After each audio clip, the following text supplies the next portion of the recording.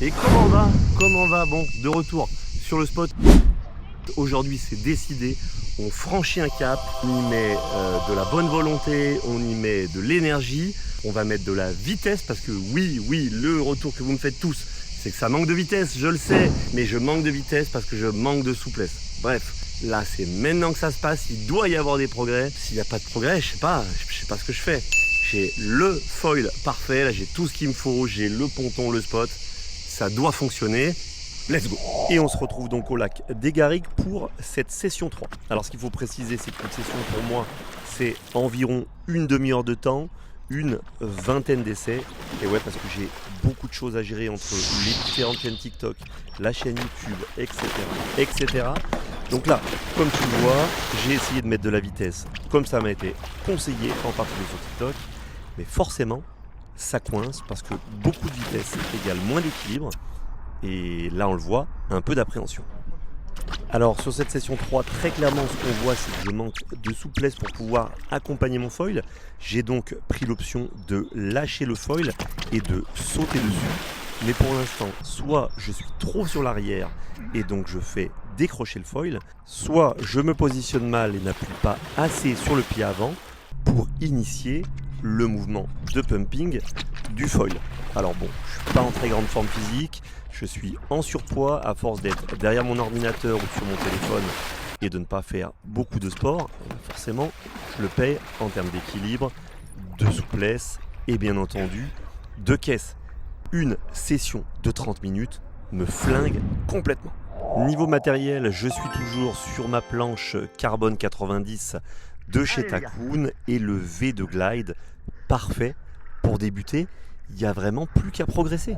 Alors session 4, on change de spot mais on prend les mêmes et on recommence, même planche, même bonhomme et il y a un petit déclic. Alors attention, rien d'incroyable sur cette session 4, mais un début de sensation et quelques petits détails qui vont changer la donne. Pour parer à mon manque de souplesse, j'ai remarqué par exemple qu'en faisant plonger le nez de la planche au moment de l'envoi, il est plus facile pour moi de monter pied avant plus rapidement sur la planche. Alors ça donne pas encore les effets escomptés, mais à chaque tentative, je ressens de plus en plus l'effet du foil sous ma planche. Bon, là je cogite, je réfléchis, j'y mets beaucoup d'affect. Comment ça se fait que j'y arrive pas? Est-ce que je vais y arriver? Bref, tous ceux qui font déjà du pump foil sauront ce qui se passe dans ma tête. Ça réfléchit, ça gamberge, ça essaie de corriger par rapport au ressenti que la planche renvoie. Alors, c'est pas extraordinaire, mais petit à petit, je commence à réussir à me placer un petit peu mieux sur la planche, en tout cas au niveau des pieds. En termes de pumping, pour l'instant, par contre, pas de résultat. Toujours ce problème de décrochage par l'arrière, forcément, je monte pied arrière en premier et du coup, le foil décroche. Si ça passe pas pour l'instant, c'est pas grave parce que les répétitions, la nage, parfois sur plusieurs dizaines de mètres, me permettent de me reconstruire un physique et ça, c'est plutôt important, voire même c'est peut-être l'essentiel quand tu débutes en pump foil. Sois prêt à y laisser de l'énergie physique, de l'énergie mentale, à répéter pour peut-être à terme progresser. Dernière tentative de la session parce que j'ai plus de jus, on va voir ce que ça donne. Ok, on va s'en contenter. Session 5, si on considère que j'ai fait environ 30 minutes par session les sessions précédentes, on est à quasiment 2 heures de pratique, il va falloir aujourd'hui faire des progrès. Ça démarre par un petit Superman pour se mettre dans l'ambiance et puis c'est parti pour les choses sérieuses. Allez, là on y va, on peut plus faire semblant, on est mouillé. Aujourd'hui on va essayer de mettre de la vitesse. La fameuse vitesse dont tout le monde me parle dans les commentaires sur TikTok, sur Maître Vici. C'est une dinguerie. Et qui dit vitesse dit appréhension. Bon, c'est pas concluant. Quand je regarde après coup le langage du corps qui s'exprime à ce moment-là, je pouvais pas faire pire début de session. Dans la tête, c'est mort, l'appréhension s'est installée et voilà, on va enchaîner les échecs. On va essayer de mettre un peu moins de vitesse. Tu le verras, si tu démarres le pump foil, le problème de mettre de la vitesse, c'est qu'il fonctionne en couple avec l'appréhension. Plus tu mets de la vitesse, plus tu appréhendes, en particulier ce que va faire le foil. Plus tu vas vite, plus tu as des chances d'être éjecté. Et moi, là, c'est ce qui me pose problème pour l'instant sur la vitesse. Allez, on va faire un truc intermédiaire. C'est là que l'expression tout ou rien prend tout son sens. À vouloir faire les choses à moitié, et bah forcément. Bon, quand on met un peu de vitesse, on le sent bien dans les gamelles. Ok. On va essayer cette fois-ci de mettre un peu de vitesse et de se pencher un peu plus sur l'avant. À ce moment-là, je suis très clairement rentré dans cette spirale psychologique où tu te poses des tas de questions, tu rajoutes des tas de détails, mais tu n'es plus très objectif. Bon, il faudrait que je regarde les rushs, mais à mon avis, c'était mieux. À voir ce que ça donne en vidéo, mais je pense que c'était mieux. Forcément, si les feedbacks que te donne ton cerveau sont biaisés, et bien à partir de là, ça va être difficile de progresser sur la session. Alors malgré tout, je m'accroche, mais je vois bien que... Oh. Après, comme certains me l'ont dit, cette planche Takun, magnifique, tout en carbone, ça fait aussi une très belle table pour l'apéro. Il faut savoir avouer, quand on n'est pas bon, que je suis pas bon, et je vais rien lâcher. Maintenant, ça y est, je ne lâcherai rien. Au pire, ça terminera sur des apéros sur ce board, mais on va y arriver. Allez, toujours de la vitesse, essayer de faire descendre la planche, me pencher en avant. C'est fou ce que le cerveau humain peut se faire croire ou vouloir croire, bref. Tu m'as compris, on est reparti. Sur celle-ci, les tympans me disent merci. Alors sur la suivante, on essaie de positionner la planche correctement vers le bas.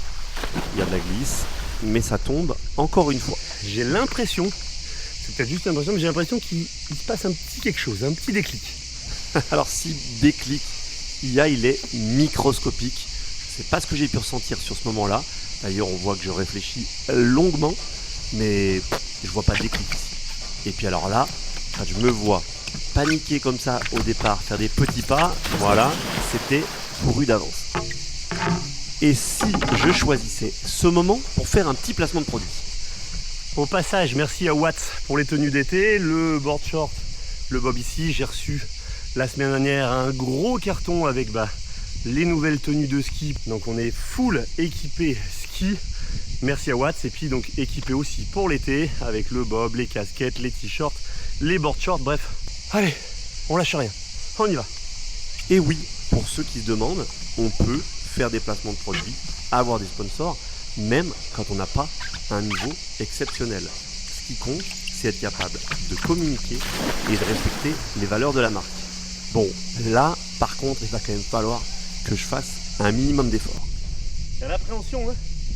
Vitesse égale foil qui remonte, égale besoin de plus de souplesse pour monter, égale stress pour moi, et du coup j'ai tendance à me bloquer. Faut que j'arrive à avoir la vitesse et faire quand même descendre le foil. Voilà, tout le long de ma tirade, j'étais pas convaincu. Tu sais pourquoi maintenant? Si tu débutes le pump foil, n'oublie pas que ce sport est avant tout un sport physique, mais qu'il y a aussi une dimension mentale. Beaucoup d'informations, beaucoup de ressentis. Là, on voit que j'essaie d'analyser, de ressentir, d'essayer de trouver des solutions par rapport au feedback.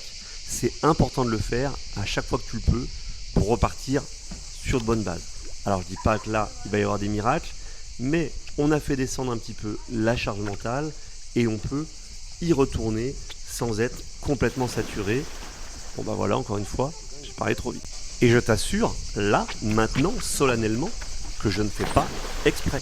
J'ai beau avoir un passé dans le kitesurf, avoir déjà fait du kitefoil, le niveau physique que j'ai actuellement, la disponibilité mentale que j'ai, c'est-à-dire que là je suis en train de m'occuper de mes caméras, de la vidéo, de ce que je veux tourner, de ce que je veux faire en vidéo, bref, je ne suis pas dispo mentalement.